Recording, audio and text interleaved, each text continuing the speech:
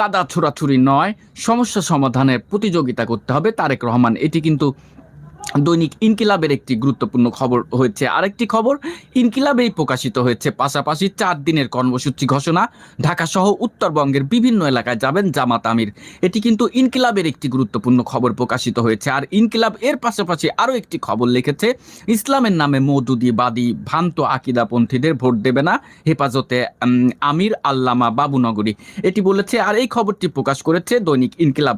দর্শক, সংবাদপত্রের শিরোনামটি আবার শুনুন, কারণ এটি নিয়ে আমি মন্তব্য এক্সপেক্ট করি। প্লিজ আপনি এখানে একটি গঠনমূলক মন্তব্য করুন তার মতামতের। এই যে আল্লামা বাবুনগরী, তার মতামতের সাথে কি আপনি একমত? তিনি লিখেছেন যে ইসলামের নামে মওদুদিবাদী ভ্রান্ত আকিদাপন্থীদের ভোট দেবেন না, এটি বলেছে হেফাজত আমির আল্লামা বাবুনগরী। এই খবরটি প্রকাশ করেছে কেন? হেফাজতের সাথে তো আমার যতদূর জানা যে জামাতের এক